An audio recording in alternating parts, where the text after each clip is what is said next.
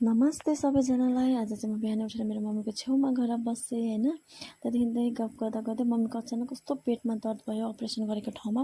त्यहाँदेखि चाहिँ म मम्मीलाई फकाउँदैछु हो। अनि त्यहाँदेखि मम्मी पनि उठेर फ्रेस हुनुभयो फर्केर। मेरो मम्मी कति क्युट हुनुहुन्छ हौ। अनि त्यहाँदेखि उठेर फ्रेस त्यत्रो अपरेसन गरेर पनि होइन सेल्फ स्ट्रङ ती पेट काटेको छ र पनि आफै मम्मी उठेर फ्रेस हुनुभयो। त्यहाँदेखि चाहिँ मैले घरहरू क्लिन गरेँ। त्यही भएर मैले मम्मीलाई उठाएको नि त।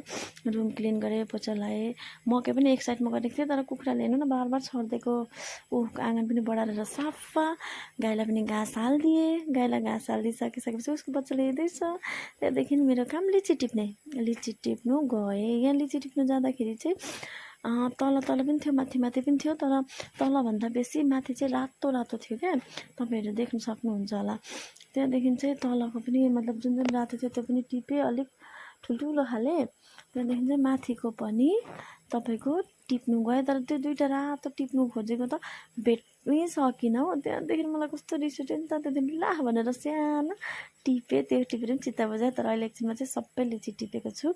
यहाँ हेर्नु त सानसानो कागती तर मैले टिपिनँ यसलाई भएको छैन अहिले।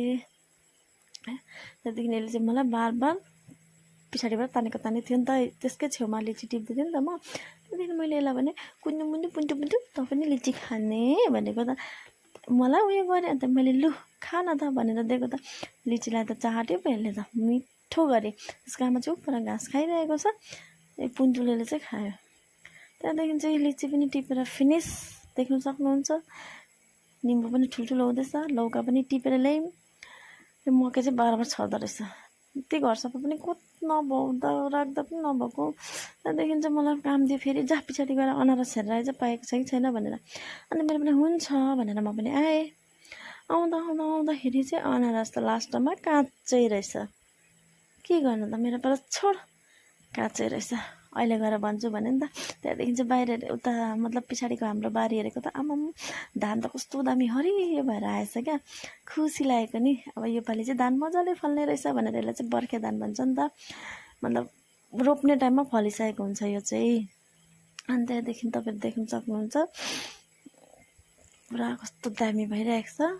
त्यहाँदेखि म फेरि घर आइपुगेँ उहाँ भाइहरूलाई लिएर। किन भन्दाखेरि चाहिँ हाम्रो अर्को काम त बाँकी थियो नि त।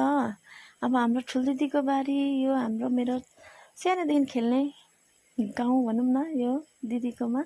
त्यहाँ त्यो बाटो हुँदै म जानुपर्छ मामाला मतलब मम्मीको घर।